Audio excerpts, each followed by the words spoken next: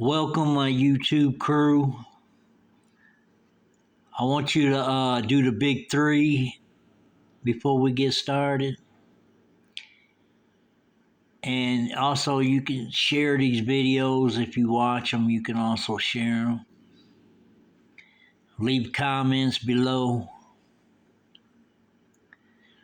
Today, we're going to talk about Livernois and Lafayette. And this is close to I-75 freeway. I lived over there for a little while, close to the catwalk of the 75 freeway. I actually rented this apartment over there, first floor apartment, and it was right on the corner. And I rented this apartment back in the days with a VCR. And how I did that is the apartment was like $200 a month, and there was a $200 deposit. And back then, VCRs, this particular VCR cost $450.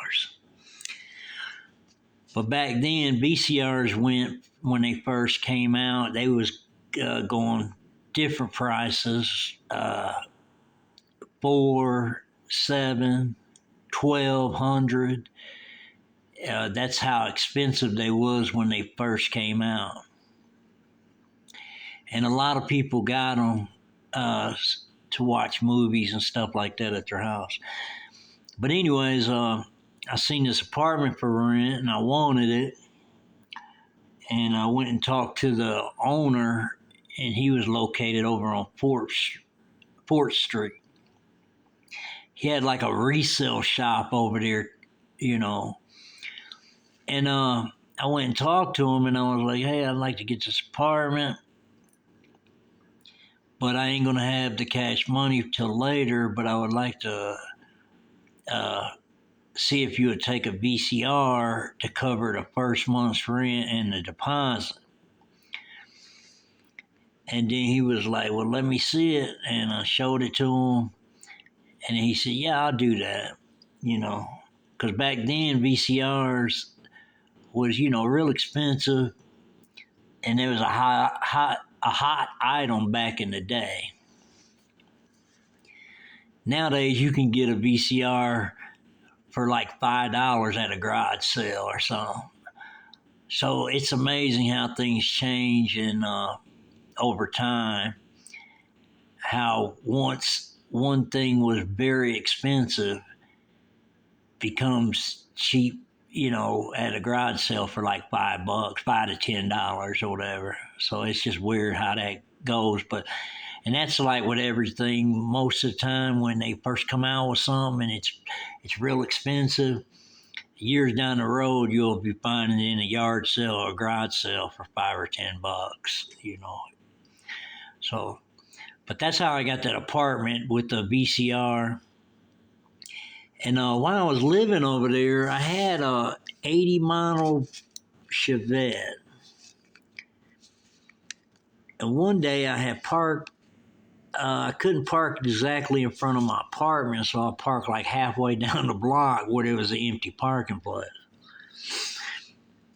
And the next morning, somebody had stole my radio out of my car. But I knew it was just somebody on the streets because this radio in an 80 model Chevette, it's all it is just a radio. It's not, my first thought was, a crackhead got in my car and stole the radio, because that would be probably the only person that would actually take a radio out of a Chevette, and try to get a few bucks for it or whatever. But I was real mad about that. But I ended up getting rid of that car and buying a different car. But when I was living over there, I had a store, a beer and wine store across, kind of like diagonally across the street from my house. It was on like a whole city block, but it was just that store on a city block, and then it had an empty field next to each side of it. Anyways, I went in that store a lot because it was right next to my house, and them guys ended up started giving me credit at that store, which really helped out back in them days. And I used to, get credit from them, and then like Friday when I'd get paid, I'd go pay them and stuff like that. So it really worked out. But the reason I'm bringing up this store is because when I moved away from that neighborhood, I still knew people in that neighborhood. And I was asking a guy about that store, is it still around? And he's like, yeah, guess what happened? And I was like, what? He said, one day I went over there, I was going to the store to get something. And when I went into the store, I heard yelling and banging. I didn't see nobody in the store. So I went to the noise, and the two guys that run the store was actually locked in the beer cooler. And I was like, well, what happened? He said, they got robbed, and then I guess the people locked them in the beer cooler. And I was like, that's crazy. But anyways, for those of you who don't know, back in the day, the coolers in the stores were like separate from today's time.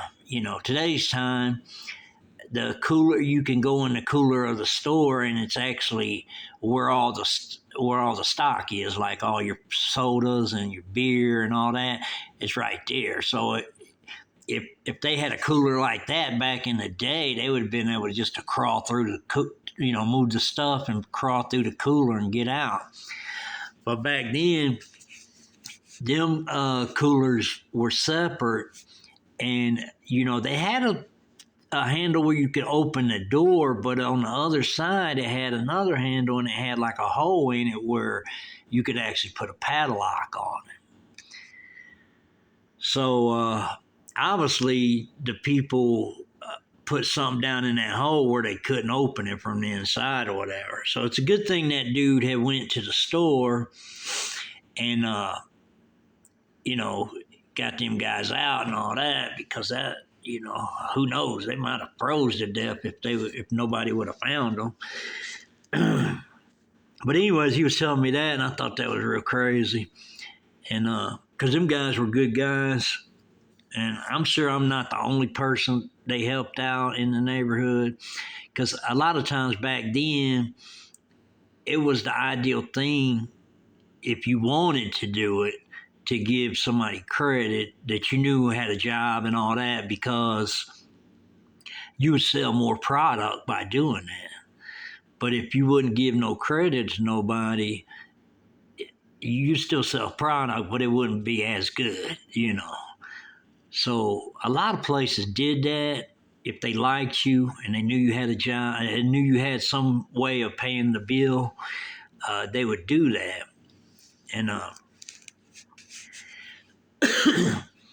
and I've had this basically throughout my whole life. There's been many places I've lived and went to and all that, and I've had ways to get credit and stuff like that where if I needed something, I could get it, And so that was good, for me.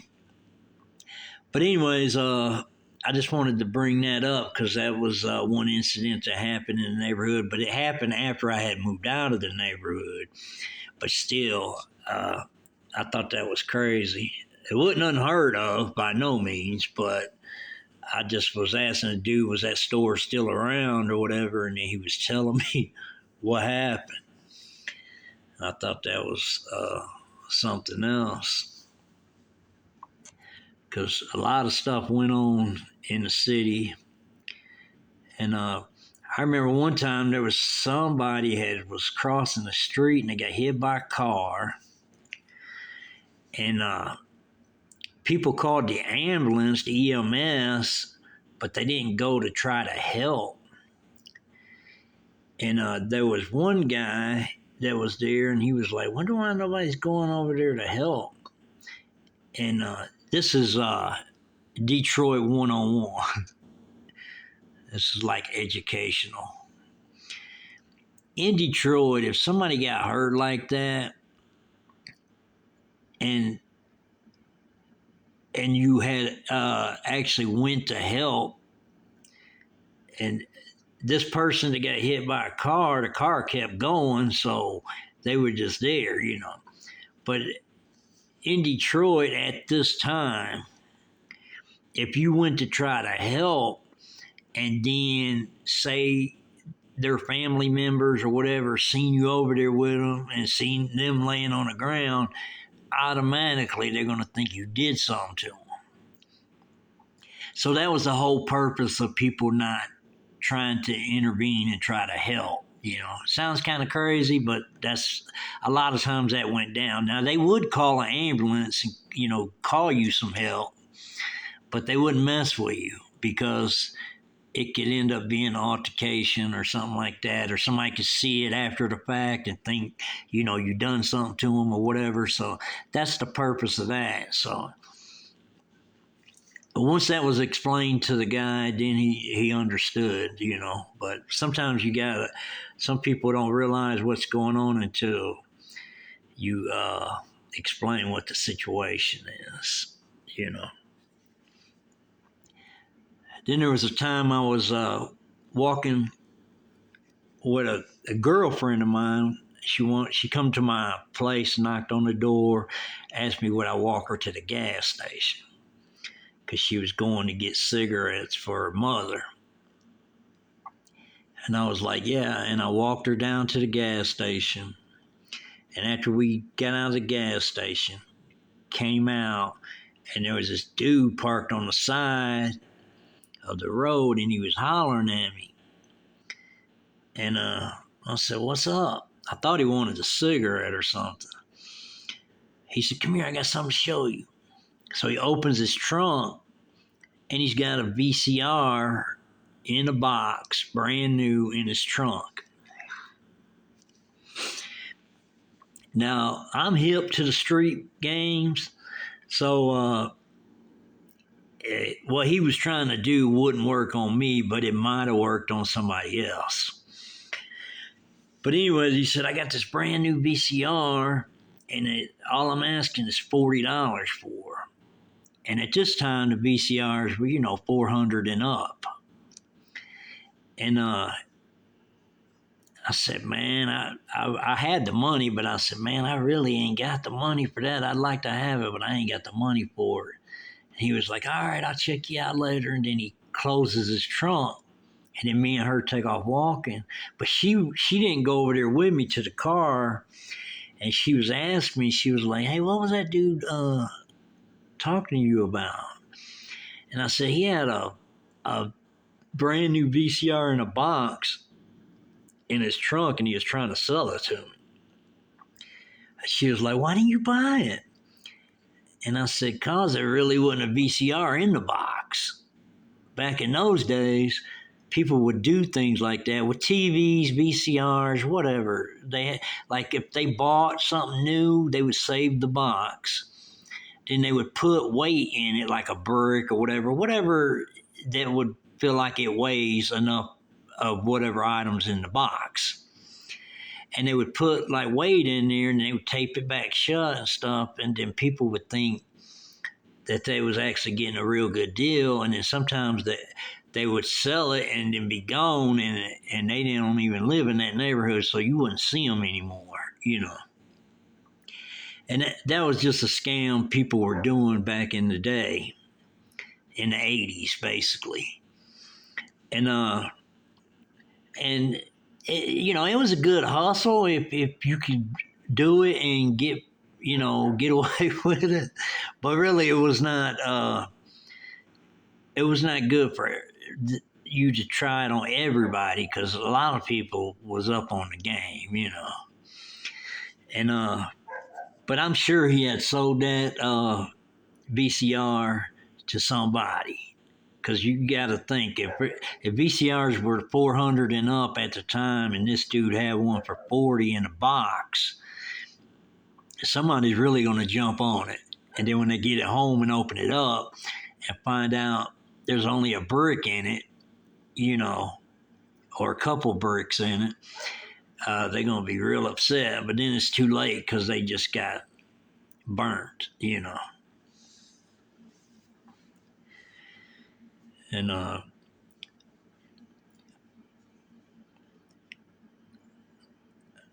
remember working at the Jim Poller liquor store.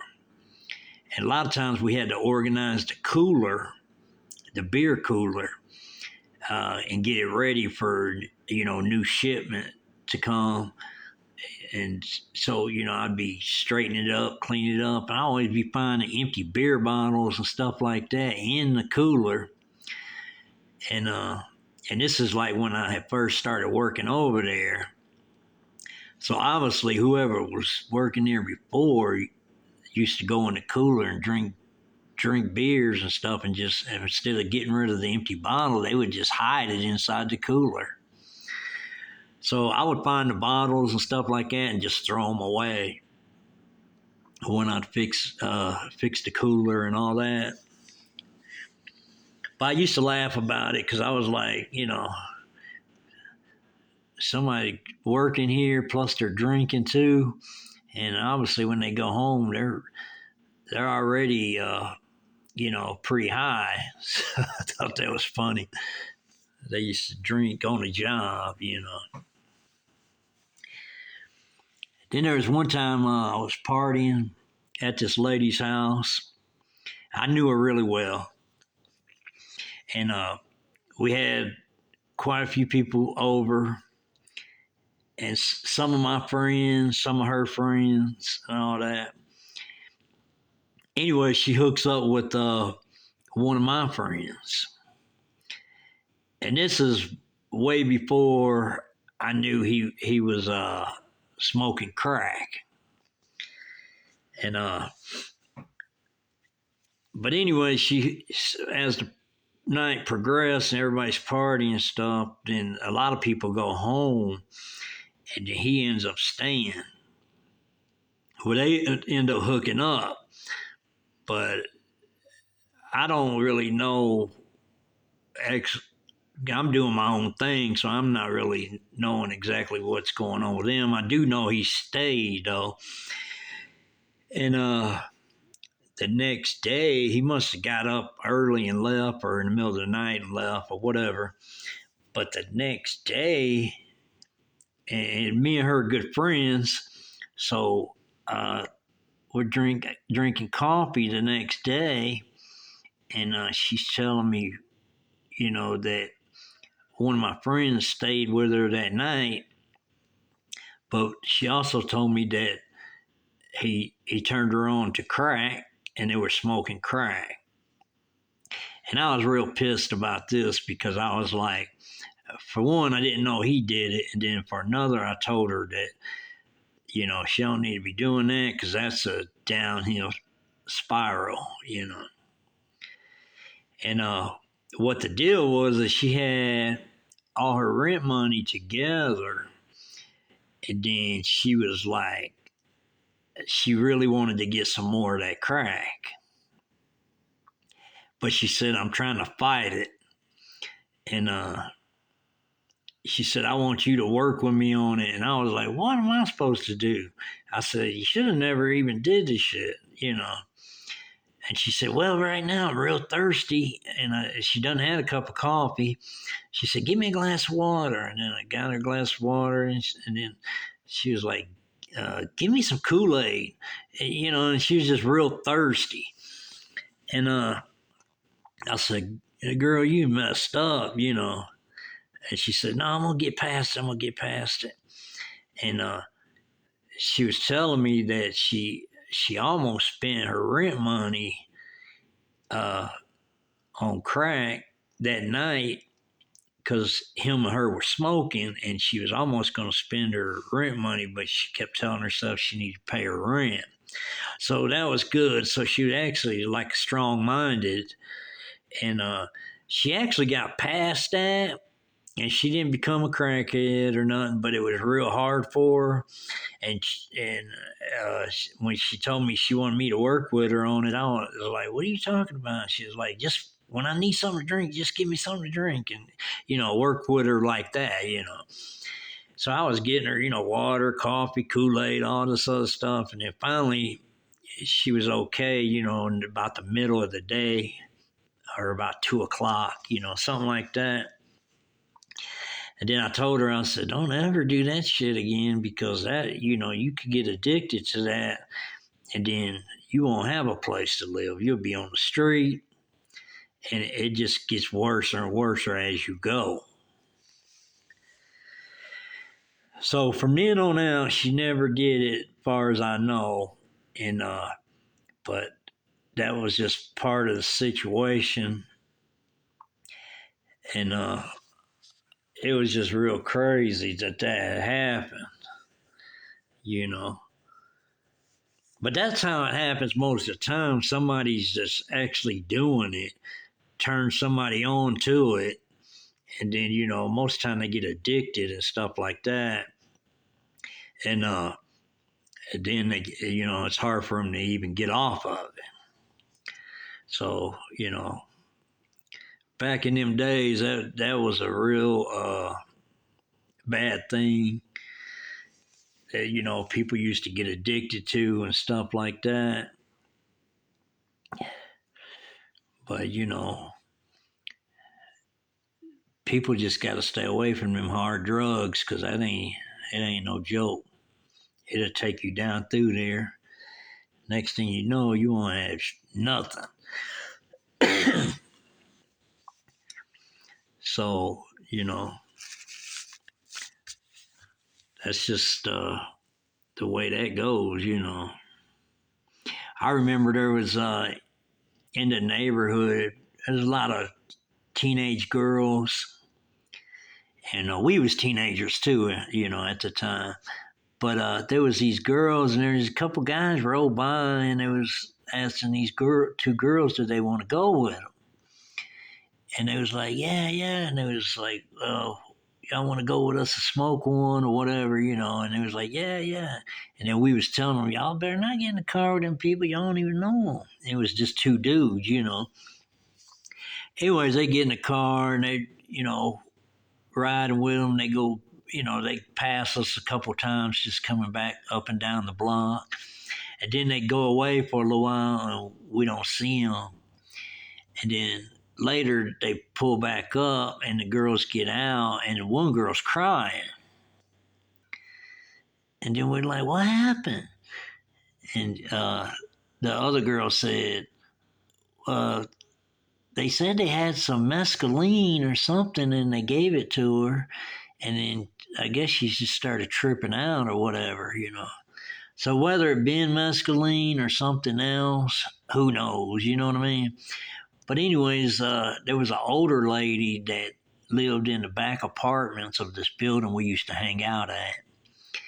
And she said, bring her in here. I'm going to give her a bunch of milk, let her drink milk, and this is diluted maybe. And then they also said a guy had a handgun in the car, and it said he shot it on the floor of the car. I don't know what the purpose of that was. Now, unless the two guys were just trying to scare the girls or something while they had them, I have no idea. But they did bring them back, and they dropped them off. And the one girl had tried some pill, and she said they told her it was mescaline, but I don't really know. She don't really know what it was. But she started tripping out, and it was scaring her and stuff, and that's why she was crying. But that was crazy that and the older lady, she said that she'd give her some milk and stuff and try to dilute it and maybe, and she was ended up being okay later on that day. And then everybody was talking to her, telling her, she shouldn't have been doing that. But the teenagers back then, they were just doing whatever.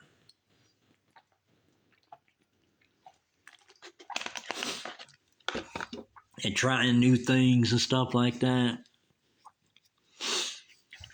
And then a friend of mine, he was telling me that one time this dude, I had met this dude, but this was way after the fact. He was telling me I met this guy in a bar, and my friend knew him really well from the neighborhood. And but my friend had told me when we was by ourselves, he said, "You know that dude that goes to the bar a lot?" And I was like, "Yeah." And he said, one time he got on some kind of drug, and he didn't even. I think he OD'd or whatever. He didn't even know what he was doing, and he had his clothes off, and he was like standing on a corner yelling at people and stuff. And this was before I moved into the neighborhood. But that guy had that incident, and I guess it just messed him up, far as him not knowing actually what he was doing after he took the drug or whatever. And I have no idea what kind of drug it was. I'm thinking it was acid, but I'm not for sure. And but he told me that, and and then he introduced me to the dude, at the bar, because the dude used to go to the bar, and this is way after the fact. And the dude seemed like a good person, you know what I mean? I think he just tried some bad stuff, and it took a bad effect on him. And then he had like an embarrassing encounter, because my friend said the whole neighborhood was out when all this happened. And so, I'm sure, everybody in the neighborhood, because I know I looked at him a certain kind of way. But when I met him and he was at the bar and he was just drinking and stuff, he seemed like a good person, you know what I mean? And my friend knew him for a lot of, quite a few years. And so my thought on it was he just tried something that he shouldn't have been trying, and it took a toll on him, and he didn't actually know what he was doing, and ended up taking his clothes off and stuff like that. And I don't know what happened after that, if his family or his girlfriend or wife or whatever had got him off the street. But when I heard that, I thought that was really crazy. But you know, later on, I've encountered a guy on heroin, and he was like running up and down the street, barefooted with no shirt on, screaming, "He's gonna blow up! He's gonna blow up!" Things like that. So that's just crazy, because people who try drugs, different kinds of drugs, you really don't know what you're taking, and it's a gamble. You could die, or something crazy like that could happen, or you can get addicted and just end up spending every penny you got on it, and probably ended up living homeless or whatever. So it just depends. But I thought that was crazy when he told me that story, and you know, I have had friends in the past that had actually dabbled into different kinds of drugs and stuff like that. And when I found out about it, I had a talk with them and told them, if that's how they're gonna roll, then they don't they don't need to be rolling with me, because that ain't how I roll. And a lot of them just did away with it, and just basically, just drinking and smoking cigarettes, stuff like that. Maybe smoke weed, but that's as far as it went. But a lot of them, dabbled into different things and stuff like that. And I just don't know if it was just something they wanted to try, or what the deal was. But it was something I was never interested in, and but you know, it's a lot of crazy stuff, because I also had a friend that had a sister, and he was telling me that his sister went to the neighbor's house, And then he told me that his sister come home later on crying and stuff, and he was like, "What's going on?" And she said that the dude that the guy she went to his apartment or whatever. This guy lived with his mom because these were like underage. You know, the boy was underage and she was underage. But he told me that the guy had assaulted her. So he said he had went over there, you know, beat him up, and then I think his mom called the police, and then I believe the boy went to juvenile or something like that. And that was, you know, that was crazy.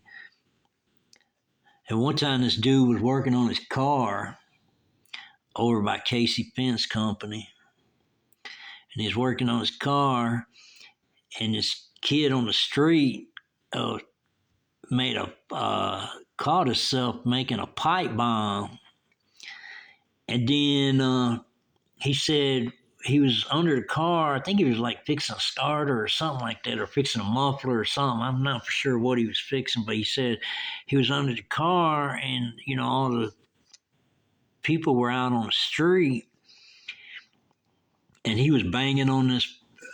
He made it out of a pipe, and he was banging on it, and it actually exploded.